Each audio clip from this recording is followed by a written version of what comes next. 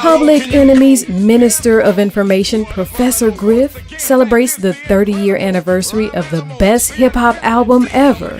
Thursday, June 28th, 2018, at the Jam Handy. Witness a special Behind the Music unsung tribute to Public Enemy's It Takes a Nation of Millions to Hold Us Back album. Hip-hop performances from Mahogany Jones, Kari Way Frazier, and more will honor the landmark album.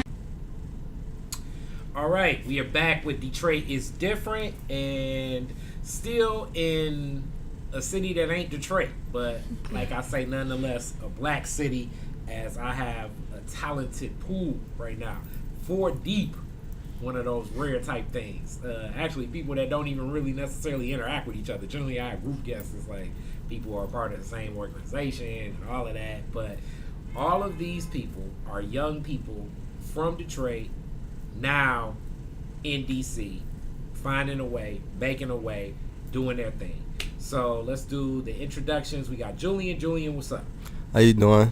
Everything's everything. Nia, what's up? Hey. Amani, what up? Hey, how are you? And Mashar, what up? How you doing? All right, so like family ties. We got a lot of Howard. The bison is in effect, as they say.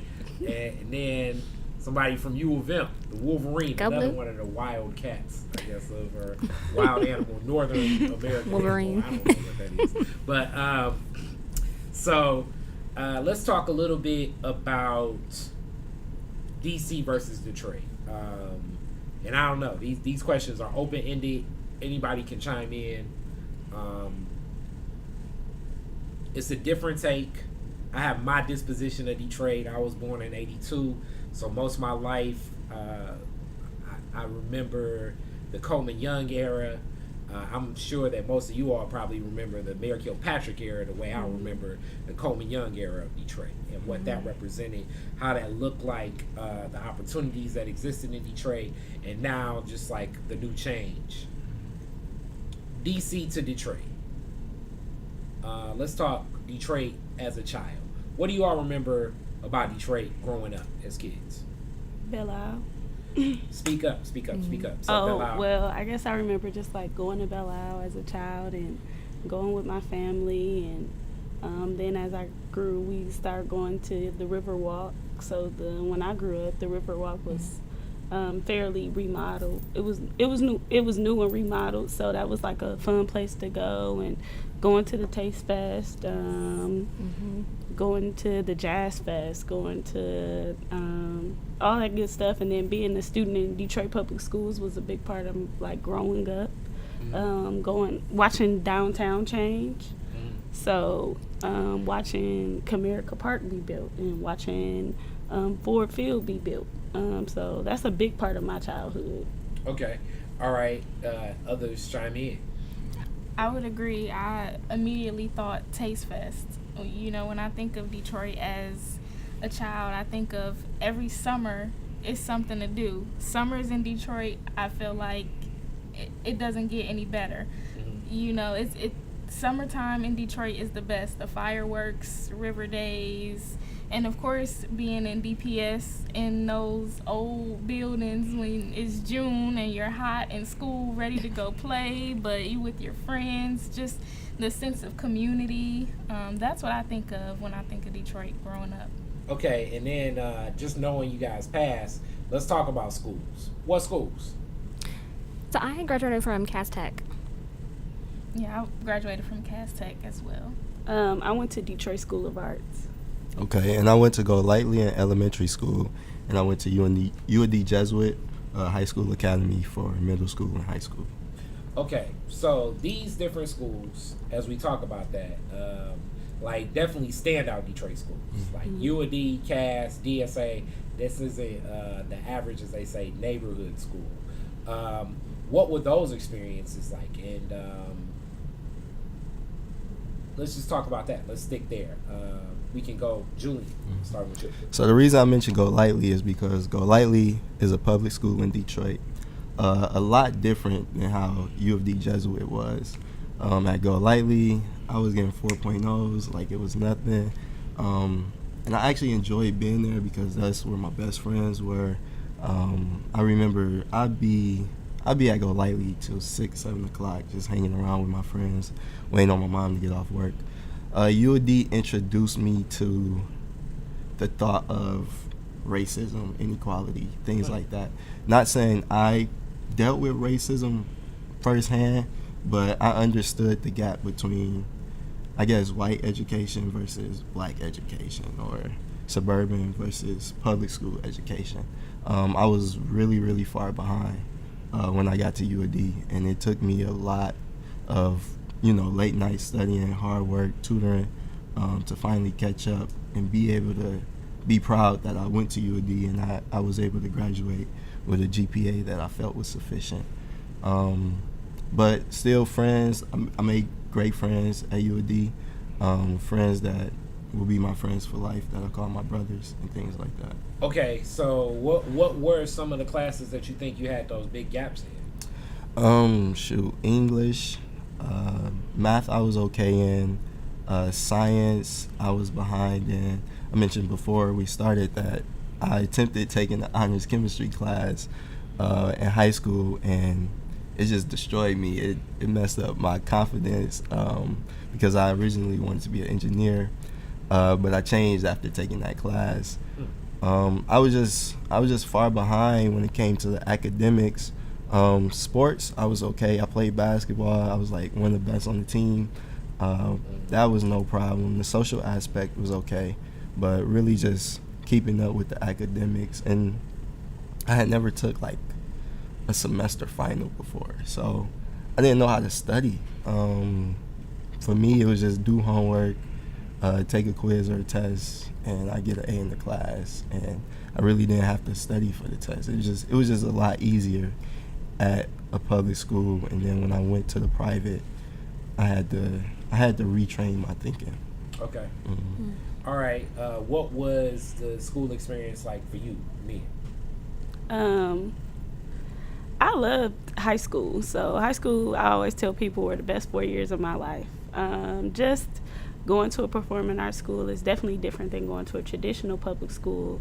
But people automatically assume that my schooling experience was like High School Musical, like people just dance and sing all day. It wasn't like that, but it was a lot of fun just seeing everybody really hone in on their talents and crafts. And I was a music major, so I was in the band. I played the clarinet, and being in band like 3 hours a day was awesome. I thought that was cool. But just performing and just being with a group of young black musicians or dancers or singers that really cared about what they were doing and like perfecting what they did and just taking it very serious, which was different than like I went to Spain for middle school. It was completely different. That was a completely different vibe, because it was just like everybody wanted to do very well. It was we all knew like what our next steps were, and I just got a lot of exposure to a lot of different things. Well, just through programs through DPS, so like performing at the Evening of Fine Arts when we got to perform at the Fox, and doing that every year was a lot of fun. Or even if I didn't perform, just going and like watching all of my peers.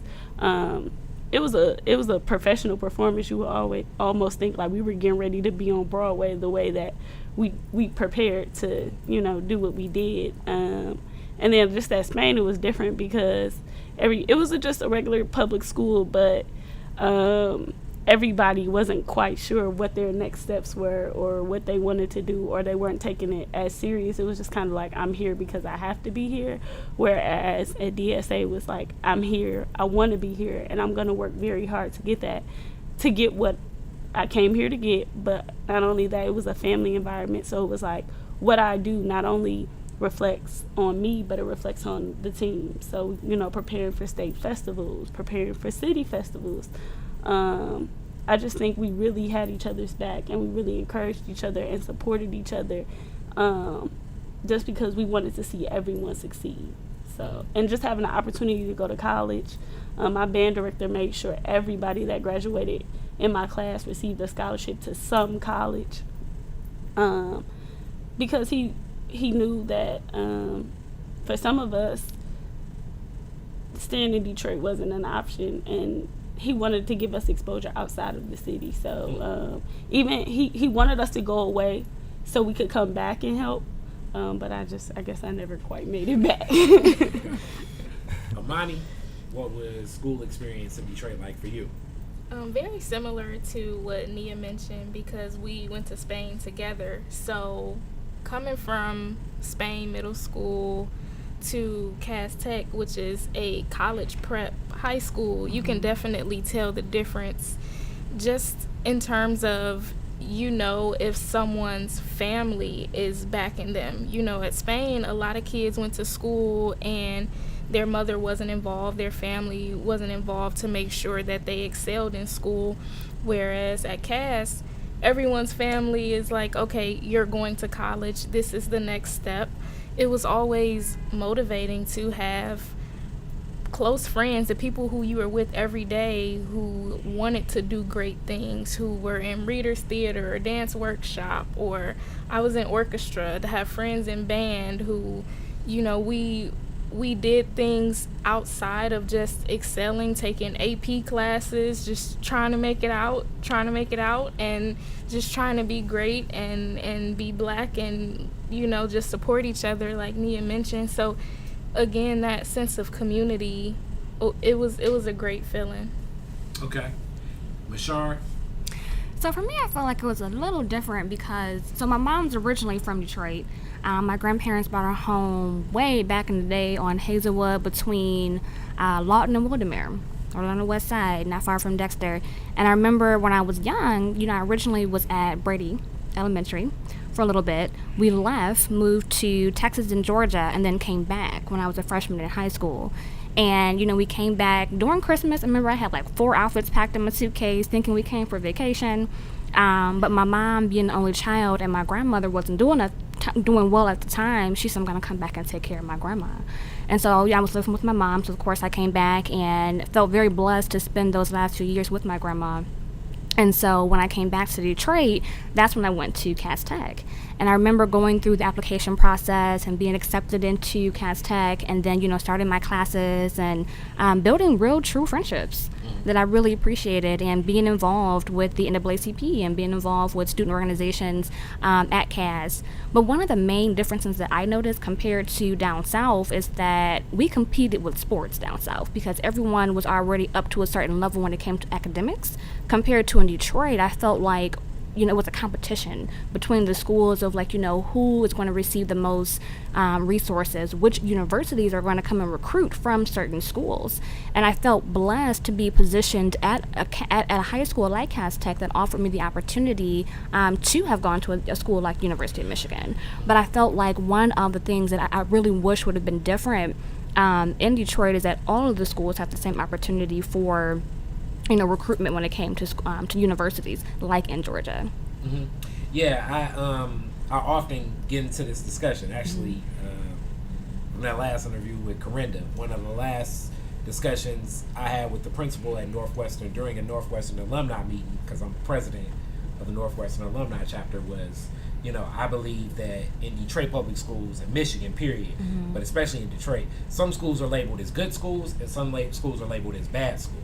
I went to a bad school in Northwestern, and when I was at King, it was a good school. So bad schools get bad school resources, meaning that there was extra security funding. There was money for, we'd have drug and weapon sweeps. There was money for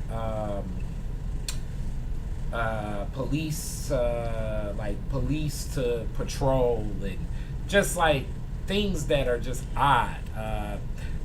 HIV and drug rehabilitation training was constant at Northwestern. Whereas I'm sure at a school like Cass, resources and I've seen it, a Michigan State would do more than just come on the weekend. They'll embrace the school. Teachers would have a student rep from the school, and the relationships would go, whereas it's there was, as people say, the school to prison pipeline. It was very, attending Northwestern, you were very aware that the Detroit Police Department had a whole lot to do with what happened at 2200 West Grand Boulevard every day, because it was funding provided for that school. So I agree with you there. And as we talk a little bit about resources and schools, what did you find after graduating? How equipped did you find the teaching and the methods of the Detroit education comparable to your college journey? So I graduated Cass Tech in 2011, and I attended University of Michigan. I actually moved from Detroit to Ann Arbor maybe a month or two after graduation. I started what's called the Bridge Program through the Comprehensive Studies Program at Michigan, and it's an opportunity for students to start early. You can take classes, mingle with professors and counselors, and you earn credits and start your GPA early.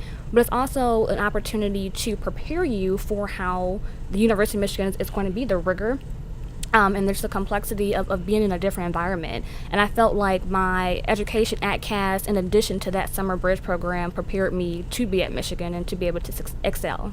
Okay. Imani? I think academically I was prepared for college. Cass was pretty rigorous, and I took a lot of AP courses that I think I did more homework my junior and senior year at Cass than I did at Howard. So they definitely made sure you were prepared. Academically, yes. Now, socially, I'm not sure, coming from Detroit, if I felt as comfortable moving to such a big city where it's so diverse, where it's just, it was a bit of a culture shock at first. Nia? So of course artistically I was ready. I was used to the long hours. I was in a marching band for 2 years at Howard, so I was used to always doing something, and then I was gone every weekend my freshman year and even sophomore year because I always had to go to the game. So I was used to being busy. Academically I did well, but I will say it was a struggle. I thought, especially like we had our freshman year English teacher. That was the hardest English class I had ever taken in my life. Do you think that it was one of those things where, like, sometimes professors, when they have freshmen in college, they like are purposely trying to, like, right, you know, like, come for you?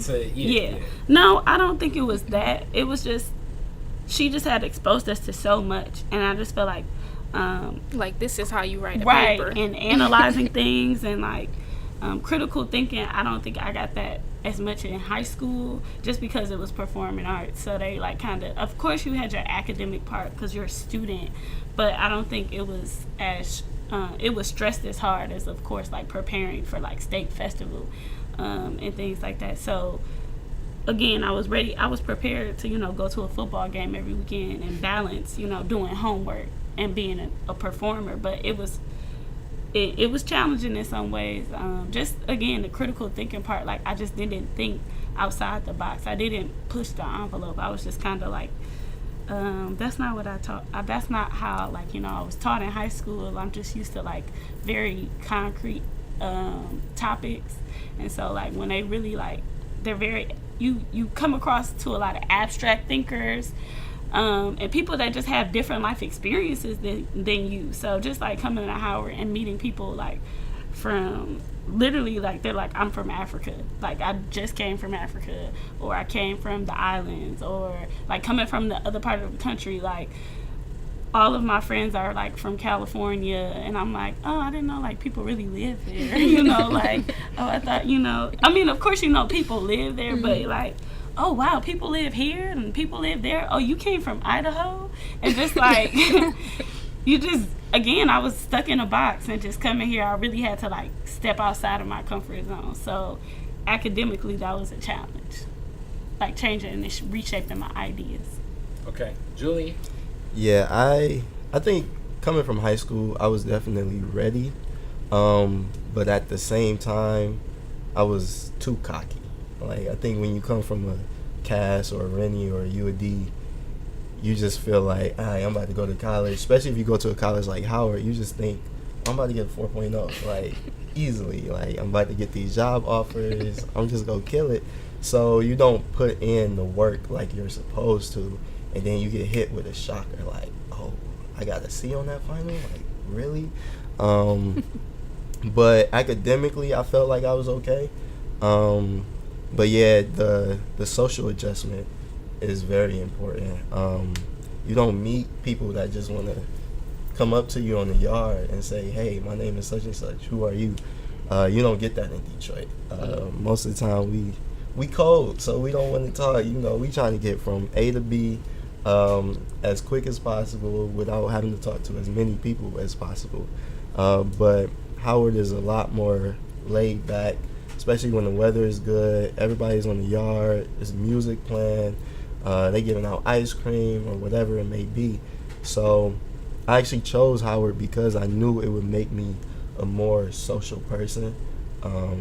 And I need that, one, to be successful in accounting, which is my major that I'm graduating with, as a network. I need to learn how to network, and Howard definitely brings that out of you. Okay, so you talk about the networking, and then you talked about the difference in Detroit culture.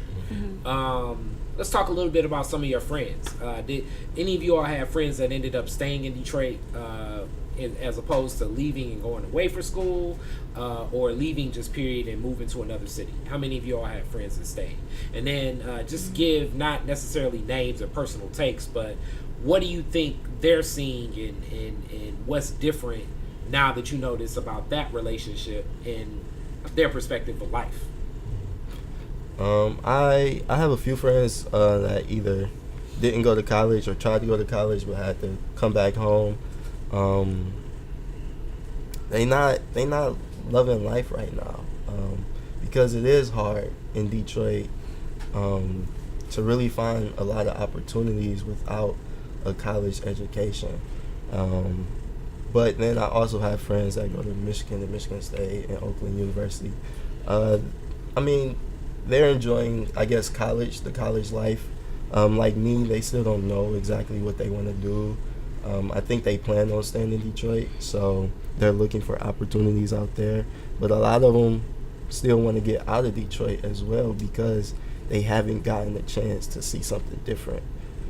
For my friends that are out here, most of them want to stay along the East Coast, or they want to go to Cali or Texas because they enjoy seeing something different than Detroit.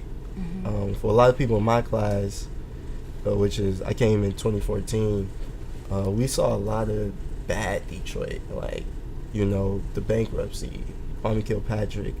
There were no opportunities that we could see.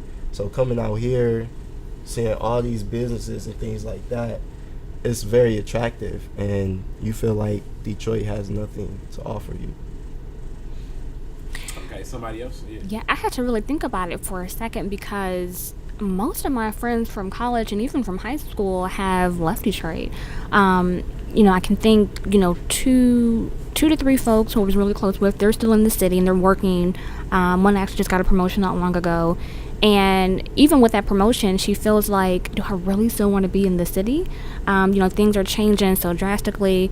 And because so many of our friends have left to go to, be here in D.C., Florida, Philadelphia, California, and we're talking about all the different opportunities we've, been introduced to, and they're thinking, wow, do I still want to be here? Do I want to go try something different?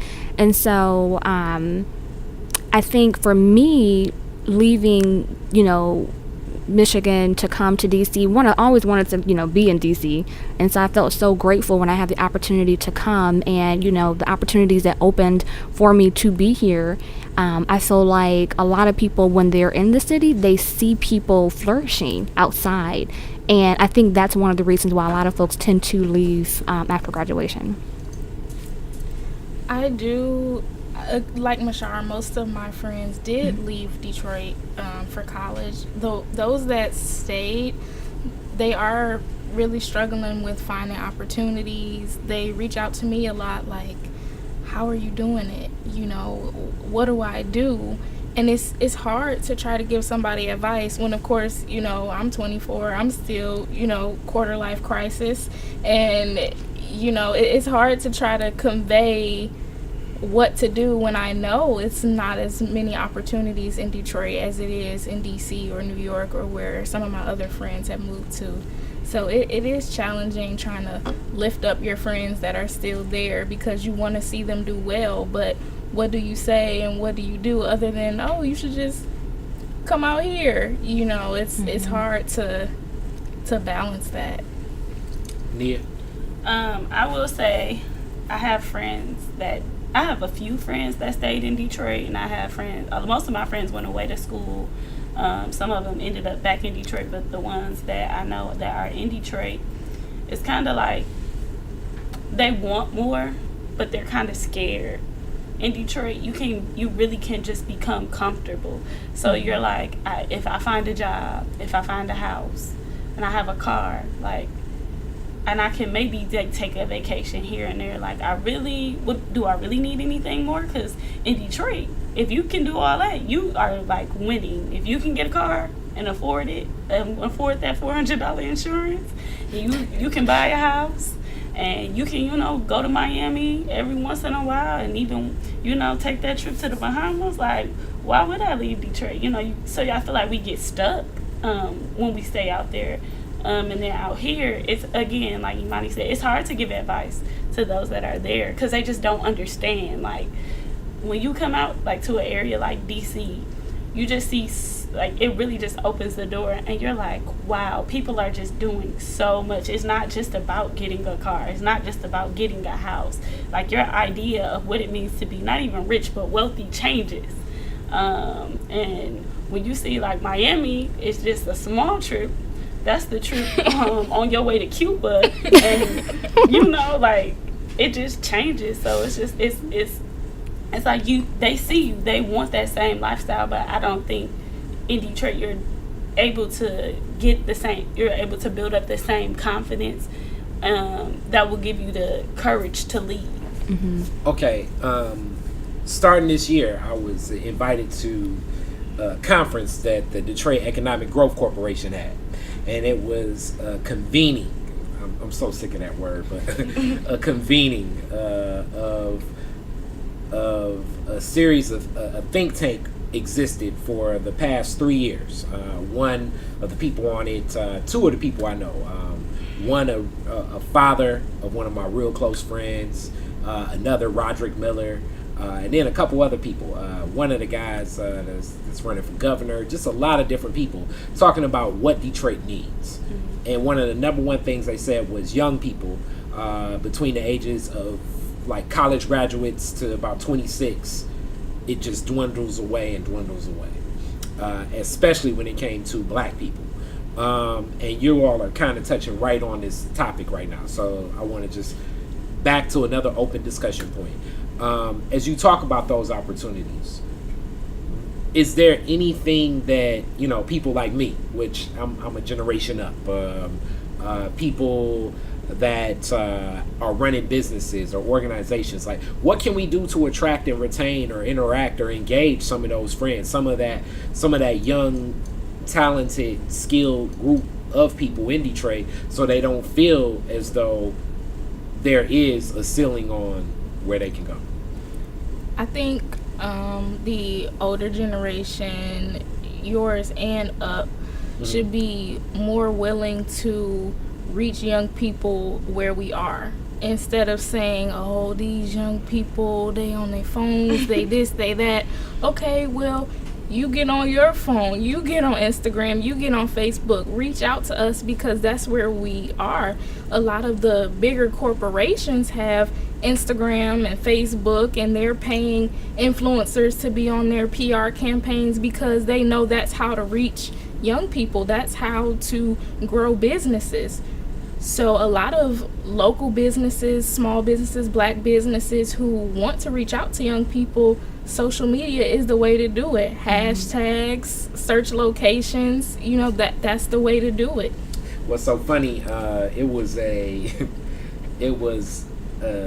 she's gonna be a client soon, but it's a restaurant outside of Chicago where she was speaking on a panel for the whole metro Chicago area, where she was just like, in the service industry, you can't even ask, at this point, you can't even ask the people making the food to the people serving the drinks to not be on their cell phone, because what they're going to do is they're just going to keep going on bathroom breaks. Right. So like, even to me in the world, it's like, yo, if you making my sandwich, I don't want you tweeting, right. But I guess that's where the culture is now. So I guess that's where things have shifted. What are some other ideas to retain and engage this group, because Money. it's lacking? All right. Money. One of the number one American incentives, the bag, Right. money, cash, cream. So for me, I got a degree in education. I'm a teacher. I've been teaching 2 years now. I teach second grade, and I teach in Prince George's County. So I don't even make what I could be making. Like I could go. I teach. I was like in a suburb outside of Maryland, and it's like one of the largest counties like within this area. But I still make significantly more than I would in Detroit. And I talked to my brother. I was literally on the phone with my brother the other day, and we were comparing the like pay scales. And I make more than $30,000, which is what I would start at in Detroit. And If that. After taxes. So it's like, one, of course, we always talk about education. Like, if you want to make some money, don't be a teacher. We know that. But at the end of the day, we need teachers. And if you have a passion for what you do, then you do it regardless of how much you can make. But if I had to choose to pick to teach in DC or in Maryland, or Detroit, I would definitely stay out here, because I have opportunities just to go up and up and up, and I'm only 23. So if I'm getting job offers like to make $60,000 right away, and I can go to Detroit, and I was recently admitted into a master's program to get a degree in reading education. So even once I get my master's, and even if I went back to Detroit, I still would make a lot less out there than I would out here. So it's just like, again, I'm not making any money. So The economist argument. Now let me tell you this, and I've taken more classes in economy than anything. Would be the supply and the demand. The cost of living in Detroit is so much cheaper. Yeah. So doesn't it make sense that the person in Detroit is going to get paid, but $20,000 for what a person in New York would make $80,000. Right. So you do have to balance that out, like the cost of living compared to like the salary ratio. But still, it's just like I would probably have a lot less. Like when people say like, "Oh, these DC schools, they are so bad," and I'm like, trust me, half the problems they have in DC schools are. The problems that they have are really small compared to the problems that we have in Detroit. But I don't even know how DPS has changed since I've been out of school. But I just feel like we're just on two different levels. Just at Howard, I worked a lot with alternative spring break, so I went back during spring break and just watching how our focus was on literacy and how important literacy is, and just seeing that a lot of kids are performing way below grade level. Yeah. In Detroit, in the whole Metro Detroit region, is like literacy is probably at such a low. Right. Amongst even adults. Right. So then I have this. So now, the cost of living is lower, but I have to do a lot more work to close that gap. To close that gap of where I am and where I should be. Like the gap is larger. So it's like, if I can make more money out here with less problems in my job, I'm gonna stay out here. Yeah, the cost of living is cheaper. Yeah, I'm pretty sure I would love to be a homeowner, and I'm pretty sure I could buy a home a lot quicker in Detroit as a professional than I can out here. But I'll get there. I work, and I know I'll eventually get to the point where I'll make enough money where buying a house is going to be easy. And in Detroit, I don't see that. I see it's just like a working paycheck to paycheck mindset. So yeah, the cost of living is cheaper, but will I be saving any more than I am out here just because it's cheaper to live in Detroit? So I will look at it from an organizational perspective. I think when young folks are involved in organizations and, they're putting in their time and energy, I think if we can create some type of leadership pipeline or some type of opportunities where if you're involved with an organization, especially when it's a national organization, and there are opportunities, even in other, states or what have you, being able to offer that student the opportunity to travel and have different types of internships or paid positions so they can come back and bring those skills back to the city.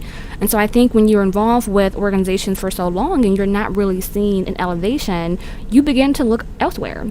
And I think that's, a bit of my journey in terms of looking elsewhere. And so if we can create some type of pipeline in the city so folks know that, okay, yes, by being involved and putting my energy into this organization, I know it's going to, reap benefits. Well, young people, and we've had this talk about more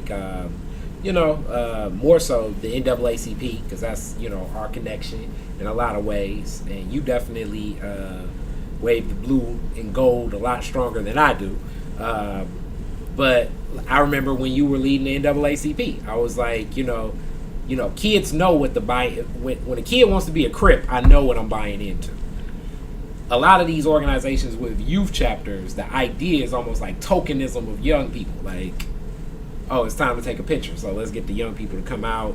But the involvement in like any real true buy-in, and I'm using the NAACP, but it's the Urban League, it could be Student City Council. It could be so many different examples of like, are these young people truly involved? Or are they not involved? I was at a forum where it's a group of young people where the argument for Flint, and it's all young women, 15 to 17. And I've never seen the argument for Flint put more eloquently. But it's like, if you really want to support them, like, how do you support them? Like, they have it. They're 15. Like, how do we support them and go beyond whatever the interest of the conveners of, that got those young people together? Like, how does that even look? I mean, I think you can look at it in different ways, right? I think, first off, thinking about a 15 or 16-year-old in the city of Detroit, I think back to myself, right? Does a young person's family even have a car to bring them to the meeting? Like, do they maybe need some support with transportation? What does their background look like? Are they even able to come and participate in, or is it something that that they're receiving support from home in order to come and participate in whatever the organization may be? So I think offering support to young folks to come and even be involved in the first place is something, or is a place we can start at. And then I think also talking to young folks, asking them where they want to go, like what do they want to do in life, right? I think when you kind of think about that holistically and then work backwards, you can figure out what those next steps are, right? And I think offering folks, like I said, opportunities like internships, offering them paid internships. I'm an advocate of paid internships. I have an intern right now in my organization, and he is being paid very well. And, I think it's important to offer, students that opportunity. Julie? Yeah, she mentioned internships. Quicken Loans is like killing it in Detroit right now. I think they're doing the best at retaining youth in Detroit. I mean, it's one of the few. If you read Cranes, like for years, the city of Detroit has been the #1 institution to hire Detroiters. Quicken Loans right now in the last Cranes, it's always been city of Detroit and DPS. Right now, it's the city of Detroit, Quicken, DPS.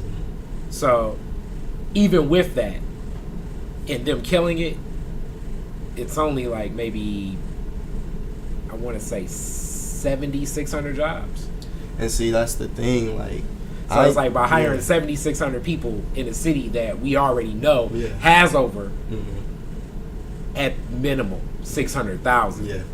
You're seen as the biggest fish in the game. I believe that there's so many problems, but I believe that recruitment outside of just the Midwest has to take place. I know, being in the School of Business at Howard, we're privy to so many businesses across the nation because they need to hit that, that minority quota that they need for their job. So they come to Howard, they come to North Carolina, they come to all these HBCUs because they're looking for just diversity.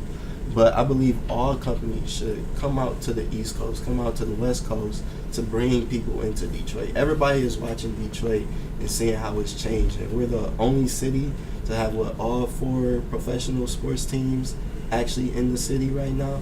So you see a lot of money, a lot of business coming into the city. But if these companies aren't recruiting from outside pretty much just the Midwest, I don't think they're going to get more people, especially youth, to come want to live out there, because we look at DC, New York, California, Florida, Texas. We look at those places as the places that recruit the most for the youth. They want that young energy because they know that's the next generation. They know that's what's going to keep their economy going. Detroit has to realize, like, we are the next generation. We are the ones that we're going to keep the economy going. So they need to recruit. Okay, so what role does that play if companies start recruiting outside of Detroit? What impact do you think that has on, like, some of your friends that are still in Detroit? Yeah, it can't just be outside, but I mean, outside of the city needs to be looked at. And then I feel like you can't always just want the 4.0 student, right? This CEO that I got to meet, he said he accepts the student or the graduate that averaged like a B. And the reason why is because the academic part may not be what that person excels in, but they may still have hard work. They may still have goals. I don't think that people in the urban cities, they know they're in a bad state. They don't want to stay there the rest of their lives. Like, who wants to be poor forever? So you need to find the ones that have drive, that have energy, that have motivation, even though they may not have the technical background, the right look for the company, if that makes any sense. So, like, some of those, as you just spoke about Quicken, like, I mean, most people don't know, like, Dan Gilbert's a high school dropout with a GED. Exactly. And most people don't even, have no idea of that. Now, to apply for most of those jobs, GED ain't getting you in the door. That's true. That's true. With that, I mean, as long as a person can show initiative, as long as a person can show you, like, look, I want this, like, you can find the drive in people. I listen to Charlamagne, the guy who didn't go to college, but he's one of the most, I don't know, like, he's one of the most famous radio hosts out right now. And he has a lot of, as we call it, urban education from his urban vacation. He's very well read from his time being incarcerated on a myriad of issues. I think so many minorities are doing well in America or are standing out in America because we come from the bottom. So when you come from the bottom, all you can see is up, and it builds that drive to want to get it no matter what, because you don't want to go back.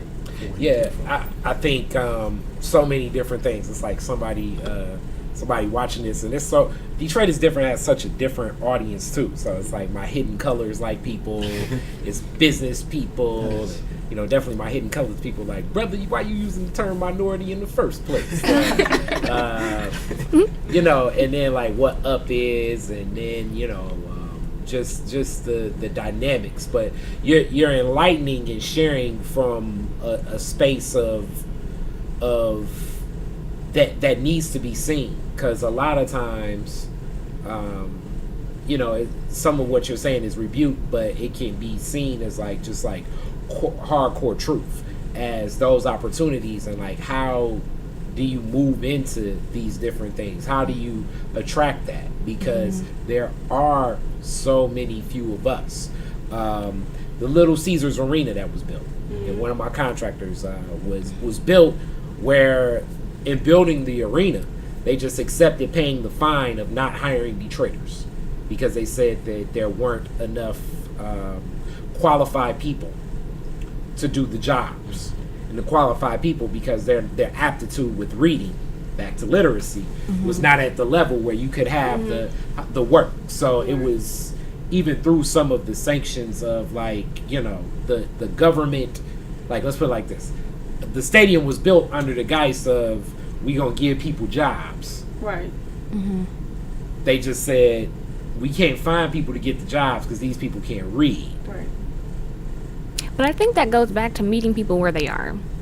You know, you may not be able to read, but there's so much more that you can do. And I think in the midst of being on the job, you can then learn how to read, right? What type of programs are we creating to help folks learn how to read? Right. I kind of want to go back to a previous point around, you know, attracting folks outside of the city versus, you know, in the city. I think with that approach, we have to make sure it's a balance.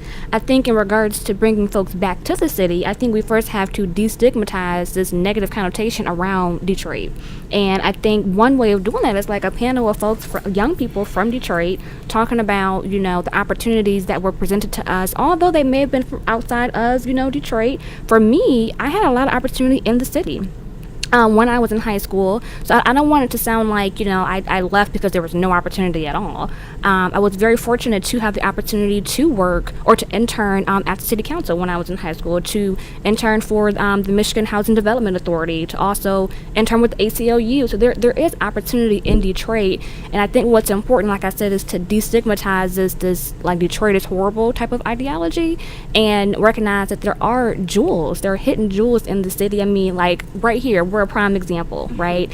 And so I think constantly talking about, you know, the beauty and the positivity that can come out of the city will really help people understand that we shouldn't just forget about the city altogether. So how do you edify that within it? And that's what this whole discussion is about, because we run into the whole like the realism of the decision to find an opportunity outside versus staying, because that decision does play a role. Nia said it's some comfortability that you, staying in the city, you know, it's what you know, it's the place where you've lived, it's some comfortability. But getting outside of that comfort zone, you have access to different things. So, like, how in this in this next generation, as this whole discussion kind of started today with another thing Corinda was saying, with the current high school graduate right now that's graduating from any Detroit school, DPS, private school, charter, it's a mix now. What advice do you give them about how to go on their journey and where they choose to lay their head, make their residence? Sure. What is it that all of you all would say? I would say to just do it, as scared as you may be, because it is scary. If you want to leave the city, leave the city. You can go back. You don't have to move to DC and start your life there. You can go back to Detroit, but you just have to believe that you're equipped. You have the gifts that you need already. DPS does prepare you to some extent. Whether or not you feel that you have the support to do it, you should do it. The experience, I don't regret it at all. I would, do it all over. So I think definitely putting yourself out there, and also thinking about, if you stay in Detroit, what does that look like? Detroit is developing a lot, but I know if I were to be 17 years old living in Detroit and I'm seeing Midtown grow the way it is, yes, it's nice, but you still have that feeling of, well, this not really for me. Yep. This wasn't here 5 years ago, so when something is not for you, so that kind of makes you want to step out and want to find what is for you. It pushes you. Yeah. I will just say, just thinking about this whole conversation, I've been thinking about, we talk about how downtown has changed and now how downtown is growing. But when I go back to the neighborhoods, like when I go to the west side to visit my brother and his family, or I go to the east side to visit my mom and her family, they're not investing in the neighborhoods. So it's just like, you want me to come back, but come back to what? Because what I do want to come back to isn't changing. You want me to go where, like, you want me to go downtown, and that's still not for me. So again, back to what Imani was saying, like, yeah, downtown is growing, midtown is changing, but it's not for a young black professional to come back to. And I still have to make a lot of money to even survive down there. So then it's like, if I come back, okay, and I go to the neighborhood, then what? Then everybody's dependent on me to be the breadwinner in this situation. So it's like, you want people to come back, but then you also, it's more than just changing one area. It's kind of like you have to change a lot more. So like, of course, going back and forth, and I'm like, oh yeah, like my grandmother lives downtown, so I'm like, wow, like this is awesome. Like watching the Q line being built, and just watching just like how they changed over by the YMCA downtown, and just watching how that small area has changed, watching over by like how the music hall, like that area has changed. But then when I still go back to the neighborhoods, I don't see that. I don't see that same drive, that same passion. And so it's just like, I think one, in order to just keep people where they are, you have to broaden your investment. All they're doing pretty much is like tearing down those neighborhood schools and telling you to go somewhere else. So just like investing in our neighborhoods is, I think, one thing that would definitely try to bring people back. I have something, to come back to, because let me tell you, I wouldn't want, if I move back to Detroit and I move back downtown, I might as well just stay where I am, because I'm going to be paying the same amount of money to live downtown. If I go into a neighborhood, how long do I want to stay here? Because do I want to raise a family here? I have to start thinking about that. Which actually, that was going to be my next question. Like I would like raise if my you family. wanted to raise a family in Detroit, like what type of option is on the table of choosing to raise a family in Detroit? I want to have kids. I mean, I'm a teacher, so I deal with kids all day. And everybody's like, oh, when are you having kids? And I'm like, not anytime soon. But when I do want children, I would rather for them to go to the schools out in Maryland. Like, the school district I teach for is very large. But one, I feel like they provide a quality education to the students that they serve. They provide busing. Like, I've never seen a bus system like that. Even growing up in Detroit public schools, I never, like, the kids get bused. Like, so they take care of their neighborhood. This is zoning system, so they do take care of their neighborhood schools, and it does not matter how small the neighborhood is. They're gonna make sure that those kids get to school. So that is a big part. So I guess the question should be then, what would it take for you to choose to start and raise your family in Detroit? What would have to come to Detroit? Better schooling. Okay. And just one, if I buy a house, is it gonna get foreclosed because I can't afford the taxes on the house? So just thinking about that kind of stuff. So I think it has to be, like, again, you may have to worry about that wherever you live. Right, but still, like, I can buy a house for $2,000. No, not even $2,000, but maybe like $20,000 or anywhere but like $40,000. So yeah, I'm like, oh, I got this cheap house. I'm take my time, work on it, build it up, and then I can't pay the taxes on it because it's just way too high. Okay. And I know people that has happened to them. Yeah, so it's like you try to invest in the city, and then the quality of the neighborhood goes down really quick. It can change really fast, and so the taxing situation definitely with the homes. Yep. In schools. Yes. It's funny. These are challenges that were presented in Detroit like in the 60s that caused a lot of other things. I would like to go back to the previous question, if that's okay, in terms of just offering two nuggets. So the first one is around networking. Young people, there's a certain attraction to being a young person who is determined, who is driven, who wants to really do something with their life. And I think it's so very important to network and keep up with your contacts. You shouldn't reach out to folks only when you need something. Reach out, see how they're doing.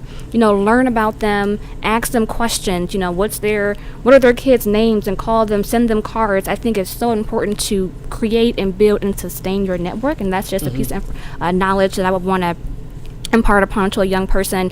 And I think it's all of us, it's our responsibility to look back and reach and lift them up, lift as we climb, because I feel so blessed and grateful for all the opportunities that have been bestowed upon me from mentors and from family members. And I think it's so important to make sure that as we succeed and as we climb that ladder, we're also looking back and bringing up 4, 5, 10 people with us as well. Okay. Yeah, the reaching out. I don't even know. I don't know if I even see it as mentorship as much as like, I got something that I think would be of more value, because I remember when I was younger and a person would give me whatever, like, hood lingo, like give me a lick or whatever. So, I got microphones, I got video cameras. It's like, does this mean more to you? Then have it, because I'll be able to get some more of this. And, somebody's people have given me opportunities with like something small, and I've been able to, build my creativity through it. So it's more so like sometimes it's the energy of the support that I get from interacting with somebody younger, because their enthusiasm for something is going to be at a level where it's like, man, I remember when I used to care like that. Yeah. Whereas now it's, way more of a balance. I don't even think it's like, it doesn't have to be something that's always tangible, right? I think it could be conversation. I think it could be being thought partners and helping someone think through an issue, right? Like, maybe going through a hard time and you're like, I just need someone to talk to. And being able to reach out and have a network where you feel comfortable and safe to have that conversation, I think is so important. It's tough. Yeah. Which now goes to the next question. For you to start a family in Detroit, what resources would you need Detroit to have in your mind that make you say, all right, that's what I want? Honestly, I do want to have a family one day, and it's difficult to think about, if that's going to be in Detroit or not because of the current situation. What would it take for Detroit to have? I'm not asking the political response, right? Yeah. So what would it take? Yeah. I mean, definitely, better schools. I graduated from a DPS school, and I think public schools are important, and we should invest in them. I think right now, if I had a family and I was in the city of Detroit, I would have a tough decision if I wanted to send my kids there, because I do believe we need better schools. That's one. I do think that, I'm thinking around the idea of safety, but when I say safety, the folks who are Detroit is predominantly black. And I think what's important to realize is that when I say safety, I'm talking about being mentors for the folks for the young folks who we think are the thugs and the villains. That's not how I look at them. I look at them as young people who just may need some mentorship, young people that might need some guidance, right? So I feel like we need more mentors in the city, and I think that would actually help increase the safety in the city. Some would argue that you could be one of those said mentors. Yes. You could be one of those resources yourself. Okay. So that's another one. And I think we need to, and this is a common theme, I think, is investing in the neighborhood. Like I said, my mom grew up on Hazelwood between Wildermere and Lawton.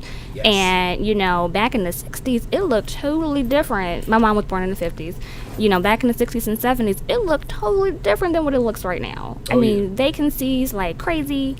And I think back then more folks bought their homes versus renting, and I think there's a different mentality when it comes to taking care of your property. And I think, particularly within the black community, I feel like if there are more, teaching us at a younger age the importance of owning, I think it would change the dynamic of how you think about taking care of property. So that is another thing that some would argue you could naturally be a homeowner in Detroit. It's massive international investors that are now homeowners in Detroit.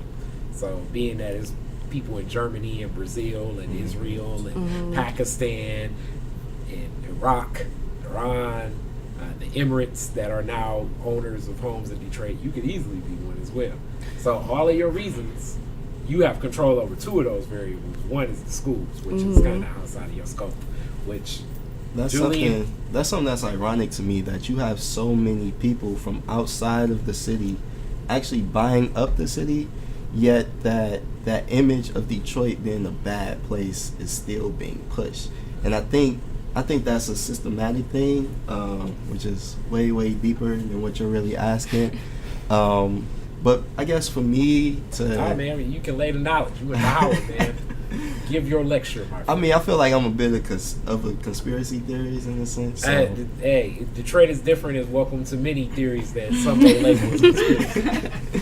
I just feel like it's just crazy that you have a lot of people buying up houses and things like that, and yet, Yeah, mass. yeah, I mean, yeah. I think that Vice report, Yeah. I recently even interviewed Michelle that was featured in that, Oberholzer. Corinda just spoke to that same organization to represent people to keep their homes. Yeah. But one of my clients is representative for a series of groups in Israel that are by 50 to 100 homes in bulk Yep. for these land deal sales, and then they'll bulk them together, and then they'll make these commodities, and then in those commodities they'll get leverage for it. So little by little, some of those neighborhoods are still now being commoditized, where like it's like they're commodities, but in a different way. I feel like to the masses, they're giving a bad image of Detroit, but to the private, ownership, they're like, oh yeah, come to Detroit, we're doing this, we're doing that, like it's getting so much better.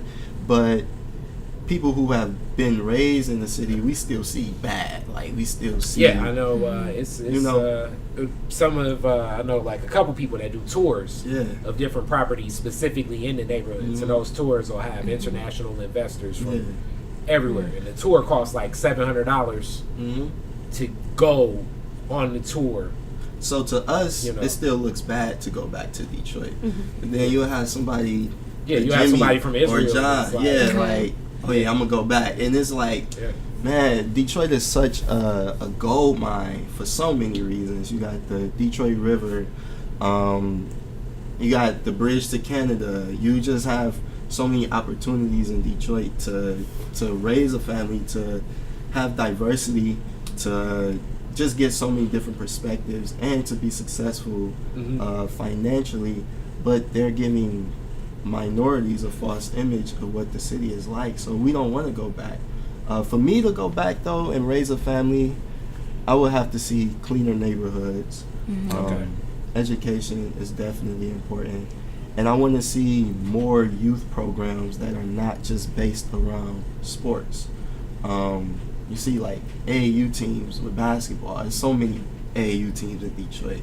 And basketball, sports is a great way to teach life lessons, but we also need to teach technology, science, biology, because we need to be more diverse when it comes to our education.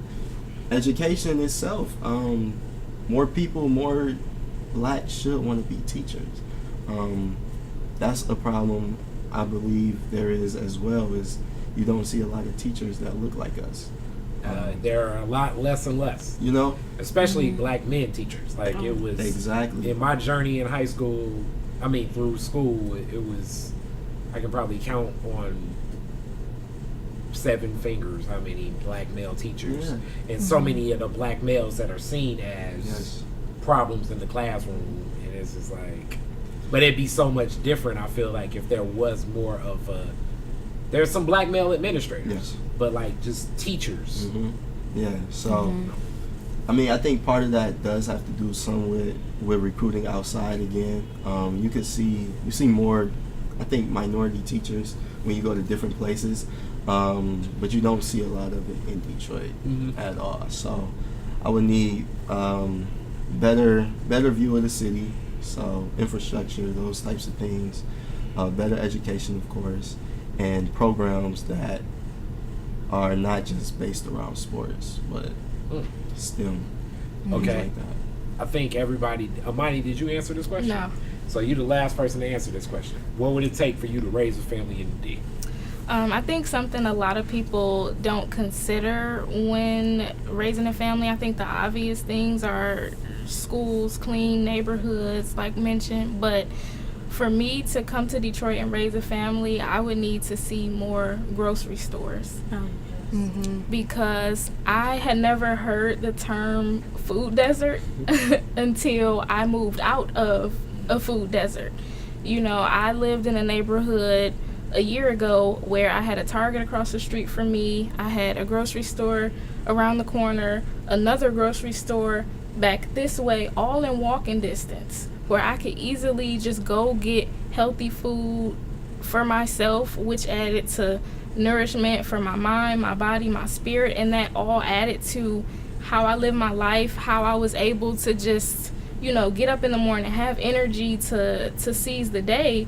Whereas in Detroit, you can walk to the corner store and get a bag of hot Cheetos and a 50-cent juice, and that can be your dinner, and it doesn't prepare you to think. It doesn't give you energy, and that's why you go to school and you sleepy by 11 o'clock, because you don't have breakfast and you're not getting the nourishment that you need. The resources aren't there.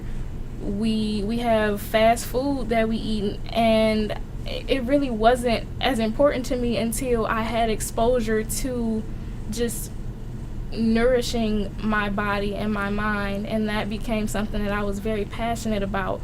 And I know that's something that Detroit really lacks, to go from having basically no grocery stores in the city to having a Whole Foods. It just, it doesn't add up. So that's something that I would want to see happen in the city. Can I add on to that real quick? I'm so glad you said that, girl. So, in addition to that, I think, yes, definitely more businesses, more grocery stores, but also more Black-owned businesses. Mm-hmm. There are so many, brothers and sisters in the city, and when we talk about, leading by example, I think having businesses that are owned by Black people is an example, right? And actually supporting those businesses. When it comes to Whole Foods, I think it's great having a Whole Foods. However, one caveat is, I haven't, been to the Whole Foods in Detroit in a while, but I'm not sure what the makeup looks like in the store, but I would really hope that it's some folks from the city and that look like me that actually work in that store. I don't know. I don't know all the figures, but they have some Black folks in there. Yeah. Okay, that's from Detroit. But can you afford the food in there? Because it's like out here, like my dad comes out to visit me a lot, and I take him like just around the neighborhood to see it, and he gets excited every time he calls me. I'm like, oh, I went to the grocery store, and he's like, oh, did you go to Wegmans? And like he's like excited to talk to me about like having quality, like, and it's not just about having like grocery stores, but quality grocery stores that you can afford more than just like maybe Trader Joe's or Whole Foods. But like I get excited about going to my neighborhood grocery store where like, it's a hot bar. It's a hot food bar where you can get burgers and smoothies and milkshakes and you can get sushi, all this in the grocery store, as well as your eggs. People are buying sushi from Spartan. No, but even just having like sushi. fresh vegetables is awesome. Yeah, I feel like we can combat that as far as the pricing goes with having urban gardens. DC does that a lot out here, and it's an urban gardening movement. I love to, whenever you guys come back, a lot of what you guys are saying, I'm always doing something, but if I have enough heads up, I can give you like a map of some of these things to check out. D-Town Farms, Malik Yakini, like I say, Randazzles is where I go for a lot of stuff. And Randazzles, I mean, you'll have a cart full of I love Randazzles of vegetables and fruit. And I swear, if you can go on Randazzles with $15 and you come out with at least food for the week if you're single, know. But so it's certain spaces and places. It needs to be more abundant. Travel and transportation is one of the things that I think is also and has always been a tougher thing. Whereas Detroit is a city where a car is not. You need a car in Detroit. Right. It's not a option based place. Which leads us to the wrap of this interview. What do you guys do? Talk about what you all do and where things are going. Hopefully you all can come back with skills and talents. A lot of what you said, Mashar, is like personally you could do. So you could you more so than a lot of other people, you have control over that of this panel. So we'll start down the line. Okay. Once again, my name is Julian Morgan. I am a graduating senior accounting major from Detroit, Michigan. Congratulations. Thank Graduated you. from Thank you. That good Howard intro. HU. After graduation, I plan on going to Wayne State so I can get my credits I need to take my CPA exam. Hopefully I pass the CPA exam within the next 2 to 3 years, and I will actually be working in Detroit for a while. I got a few entrepreneurial ideas that I want to get started in the city as well, so we'll just see what happens. Okay, coming back. Yes, sir. Hi again, my name is Nia Clegg. I'm a second grade teacher in Prince George's County Public Schools.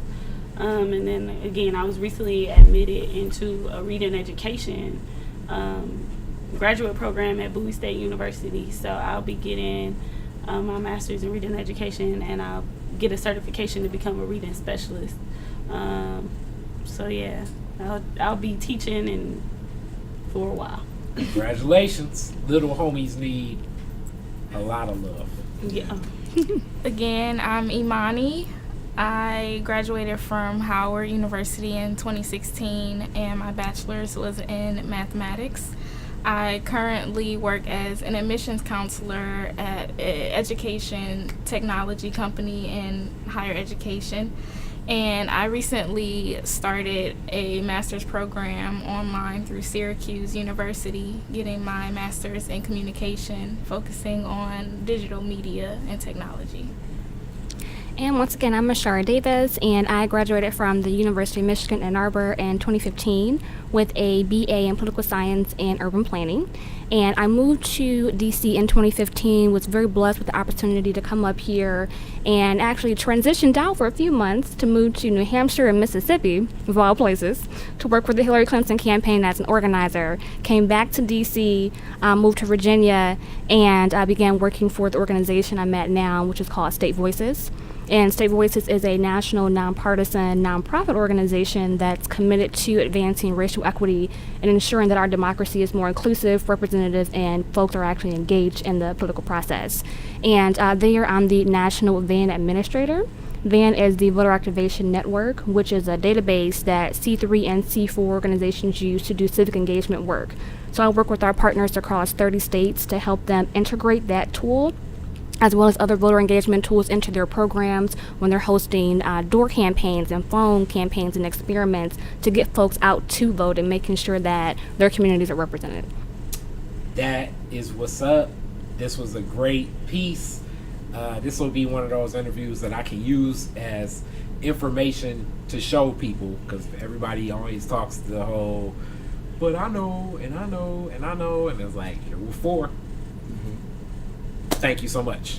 Thank you. Thanks for having us. Black revolutionaries, distillery owners, Italian fashion retailers, and Motown Grammy winners all share their best stories never before told in any other media outlets on Detroit is Different. Visit DetroitisDifferent.com or download the Detroit is Different app on Apple's App Store or Google's Play Store.